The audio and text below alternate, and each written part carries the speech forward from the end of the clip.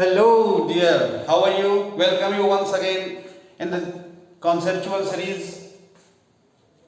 In last videos, we have discussed about the retirement of a partner, what is gaining ratio, what is the treatment of goodwill, what is the treatment of accumulated profit and losses. हमने ये सारा last में किया और exactly last video में हम लोगों ने एडजस्टमेंट ऑफ कैपिटल के बारे में देखा कि एडजस्टमेंट ऑफ कैपिटल क्या होता है, किस तरीके से हम करते हैं। एक चीज़ मैंने और बताई थी आपको कि retirement and settlement of loan किस तरीके से होगा, लोन का सेटलमेंट हम कैसे करेंगे, क्या क्या उसमें कौन सा अकाउंट बनाते हैं, किस तरीके से अगर पार्टली पेमेंट कैश होता है और पार्टली जो है लोन में ट्रांसफर होता है तो किस तरीके से पार्टनर्स कैपिटल अकाउंट बना करके मैंने पूरा उसका फॉर्मेट आपको लास्ट वीडियो में समझाया था। अगर कुछ डाउट है तो उस लास्ट वीडियो को एक बार फिर से जा करके देख लीजिए तो आपको वो सारी चीज़ें क्लियर हो जाएंगी। और बहुत आसान शब्दों में मैं समझा रहा हूँ, बहुत आसान चीज़ें हैं, ये बहुत टफ नहीं है। अगर आप उसके कॉन्सेप्ट को समझ जाएंगे तो क्वेश्चन इजीली आपसे हो जाएगा। और मैं एक बात कहना चाहूँगा कि आप अपना प्यार इसी तरीके से बनाए रखें तो मेरा भी उत्साहवर्धन होता रहता है और मैं एक अच्छे उत्साह, एक अच्छे करेज और अच्छे एक ज़ील के साथ फिर से मैं काम करने के लिए तैयार हो जाता हूँ। तो प्लीज़ आप अपना प्यार इसी तरीके से बनाए रखें और प्लीज़ इस चैनल को लाइक करें, सब्सक्राइब करें और ज़रूर शेयर करें, क्योंकि बहुत सारे बच्चे ऐसे हैं जो नहीं पढ़ पाते हैं, जो गांव सुदूर जगहों पर रहते हैं, नहीं पढ़ पा रहे हैं, चीज़ों को नहीं समझ पा रहे हैं। वो किसी भी वजह से हो सकता है भाई उनके पास फाइनेंशियल पोजीशन उनकी अच्छी ना हो या कुछ ऐसे रीजन हो जिसकी वजह से वो एक दूसरे जगह पे ना जा करके पढ़ सकते हो, टीचर्स वहाँ ना हो। तो हो सकता है आपके इस छोटे से प्रयास से उन सारे बच्चों का भी भला हो जाए और वो अच्छा कर सकते हैं। तो इस तरीके से एक दूसरे के सहयोग से ही हम एक आगे बढ़ सकते हैं। तो प्लीज़ इस चैनल को लाइक करें और उन तक जरूर पहुँचाएँ, उन तक जरूर शेयर करें, इसमें आपकी महान कृपा होगी। तो आइए आज हम इस नए वीडियो में आपका फिर से एक बार स्वागत करते हैं और हम करते हैं इस रिटायरमेंट एंड डेथ को आज क्लोज करेंगे। तो ये टॉपिक है डेथ ऑफ ए पार्टनर। देखिए, रिटायरमेंट की तो डेट फिक्स होती है लेकिन डेथ की डेट फिक्स नहीं होती। डेथ कभी भी हो सकती है। तो हम डेथ पे यहाँ चर्चा करेंगे कि डेथ और रिटायरमेंट बिल्कुल एक जैसा ही है। जैसे वहाँ रिवैल्यूएशन बनता था, यहाँ भी रिवैल्यूएशन बनाएंगे, वहाँ पार्टनर्स कैपिटल बनाते थे, यहाँ भी पार्टनर्स कैपिटल बनाएंगे। जिस तरीके से जो ट्रीटमेंट वहाँ होता था एग्जैक्टली यहाँ भी वही सारे ट्रीटमेंट होंगे। बस एक चीज एक्स्ट्रा है जो यहाँ पे एक्स्ट्रा करनी पड़ेगी आपको, जिसको हम बोलते हैं profit and loss suspense. Profit and loss suspense क्या होता है?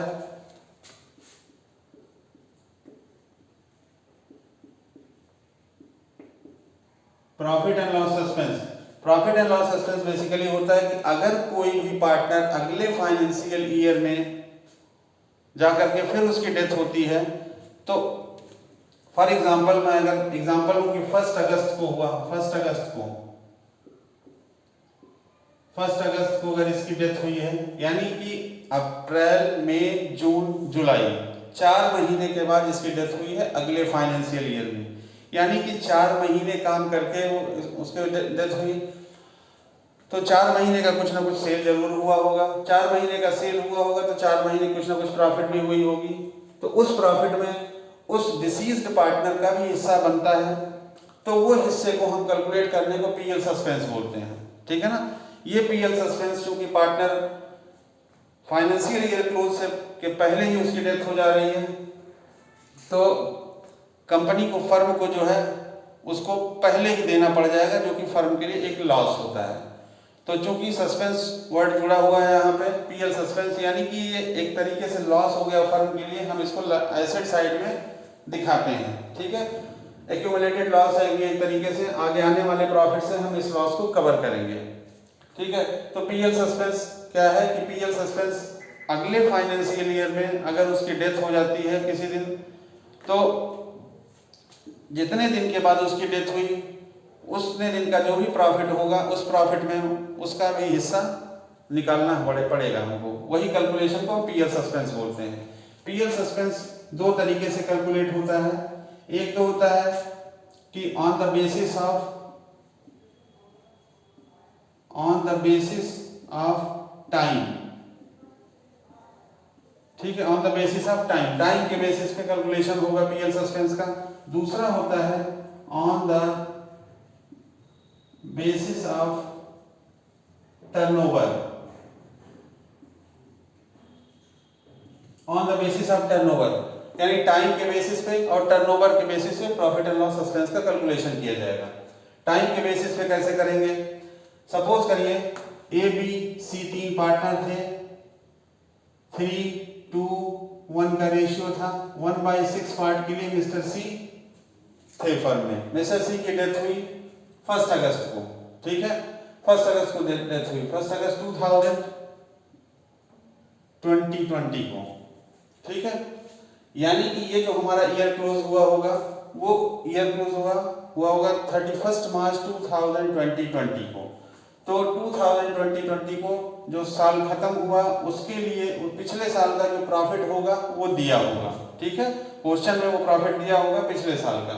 तो उस साल उसके पिछले साल के आधार पे हम ये कैलकुलेट करेंगे कि इस 4 महीने का प्रॉफिट कितना हुआ।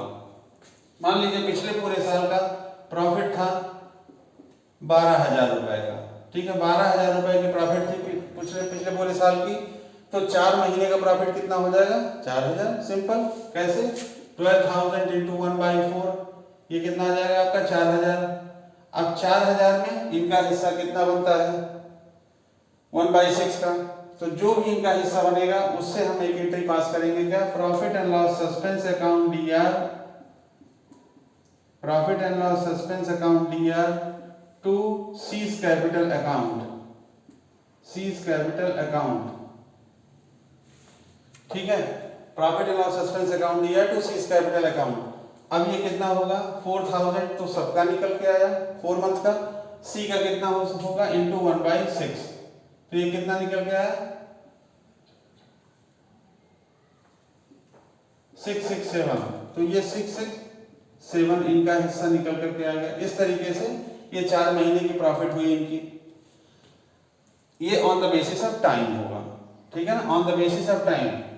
जब उसकी डेथ हुई है, किस डेट पे डेथ हुई है, ठीक उससे पहले का कितने मंथ होते हैं, कितने मंथ पहले ईयर एंड हुआ है, ठीक है, उस ईयर एंड का क्या प्रॉफिट था, उस बेस पे इस इंटरवेनिंग पीरियड का हम प्रॉफिट निकालेंगे, ठीक है ना। तो इस तरीके से एंट्री पास होगी। अब पार्टनर्स, ये जो सी की कैपिटल अकाउंट के क्रेडिट साइड में हम लिख देंगे बाई पीएल सस्पेंस, केवल और केवल इसी पार्टनर का लिखा जाएगा, ठीक है, ये आपको ध्यान रखना है। अब on the basis of turnover, turnover का मतलब है सेल, ठीक है, टर्नओवर का मतलब है सेल। जो भी पिछले साल का सेल दिया होगा और पिछले साल की प्रॉफिट दी होगी उसके आधार पे हम कैलकुलेट करेंगे कि इनका हिस्सा कितना हुआ, डिसीज पार्टनर का हिस्सा कितना हुआ। फॉर एग्जाम्पल, इसी की एग्जाम्पल को मैं थोड़ा सा और आगे बढ़ाता हूँ कि पिछले पूरे साल का सेल था 12,000,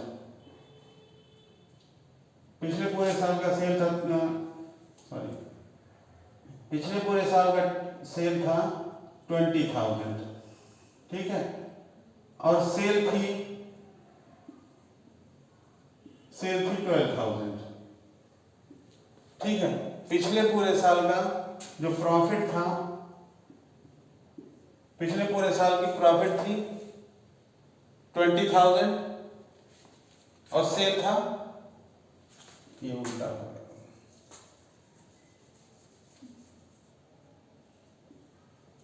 सेल था 20,000 का और प्रॉफिट 12,000 की, ठीक है। पिछले पूरे साल का जो सेल था वो 20,000 का था, पिछले पूरे साल की प्रॉफिट थी 12,000 की।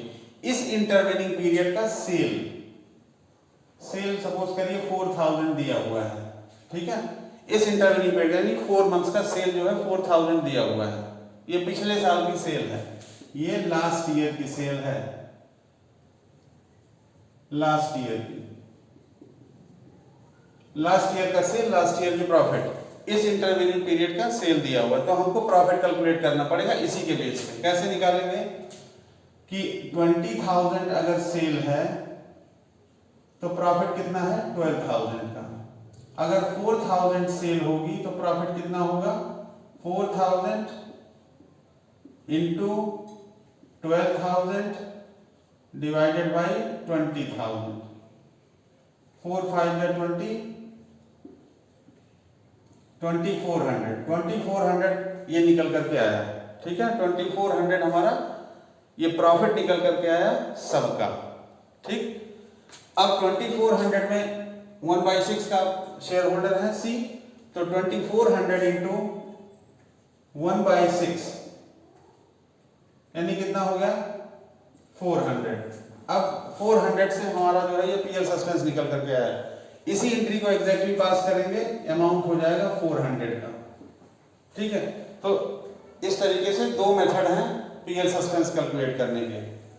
पीएल सस्पेंस चूंकि फर्म के लिए लॉस है, तो जब ए और बी अपना बैलेंस शीट बनाएंगे तो इनके एसेट साइड में ये पीएल सस्पेंस दिखा देंगे। एक चीज और दिखाई जाएगी, आप ध्यान रखिएगा कि इंटरेस्ट ऑन कैपिटल भी दिया जा सकता है इनको इतने मंथ का, 4 मंथ का, ठीक है। जो भी इनकी कैपिटल होगी उस पर certain percentage of interest on capital दिया होगा, हम कैलकुलेट करके इंटरेस्ट ऑन कैपिटल निकाल लेंगे।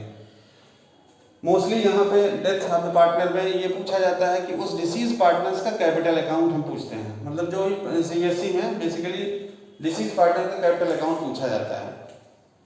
तो जैसे हम पार्टनर्स कैपिटल बनाते थे रिटायरमेंट में, उसी तरीके से हम कैपिटल अकाउंट बनाएंगे। दो चीजें एक्स्ट्रा और यहाँ बढ़ जाती हैं, एक होता है आपका इंटरेस्ट ऑन कैपिटल और दूसरा पीएल सस्पेंस जिसमें कैलकुलेशन करनी होती है। बाकी सारी चीजें एज इट इज वैसे का वैसे ही हैं जैसे हम पार्टनर्स कैपिटल अकाउंट बनाते थे। तो टफ कुछ नहीं है, ये दो चीजें एक्स्ट्रा आपको दिमाग में रखनी है। बाकी सारी चीजें जैसे पार्टनर्स कैपिटल हम बनाते थे इन केस ऑफ रिटायरमेंट वैसा ही होगा, by balance, by revaluation, by accumulated profit to accumulated losses, by interest on capital, by PL suspense, ये दो चीजें एक्स्ट्रा बढ़ जाएंगी। फिर जो डिफरेंस अमाउंट आएगा वो उनके एग्जीक्यूटर अकाउंट में ट्रांसफर कर दिया जाएगा। यहाँ एग्जीक्यूटर में हम ट्रांसफर करेंगे, क्योंकि जब पार्टनरशिप डीड बनती है तो उसी टाइम पे डिसाइड हो जाता है कि जिस पार्टनर की अगर डेथ होती है तो उसका नॉमिनी कौन होगा, उसका एग्जीक्यूटर कौन होगा। तो नॉमिनी के अकाउंट में जो बैलेंस आएगा वो ट्रांसफर हो जाएगा। अब पेमेंट कैसे करना है, हो सकता है लास्ट, जैसे हमने लास्ट में सर बताया था कि वहाँ पे जो है अकाउंट बना करके हम करेंगे, यानी कि सेटलमेंट ऑफ लोन करेंगे या सीधे बैंक से पेमेंट कर देंगे, किस तरीके से होगा वो क्वेश्चन में आपको क्लियरली मेंशन होगा। तो बस यहाँ पे मेरा बताने का पर्पस ये था कि जो डेथ में जो एक्स्ट्रा चीजें हैं वो दो एक्स्ट्रा चीजें हैं, पहला पीएल सस्पेंस और दूसरा इंटरेस्ट ऑन कैपिटल, ठीक है। तो यहाँ पे केवल उसी का अकाउंट बनाना पड़ेगा जिसकी डेथ हुई है, तो बिल्कुल वैसा ही बनेगा, ठीक है। इसमें कोई कंफ्यूजन नहीं है, कुछ भी टफ नहीं है, आप आराम से इस क्वेश्चन को सॉल्व कर सकते हैं। और जो पिछले साल में जो क्वेश्चंस आए हुए हैं उनको उठाइए और उनको सॉल्व करने की कोशिश करिए।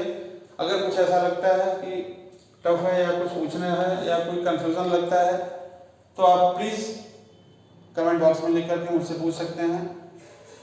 और प्लीज़ आप अपने प्यार को इसी तरीके से बनाए रखें। मैं आपका बहुत बहुत आभारी हूँ, बहुत धन्यवाद, थैंक यू।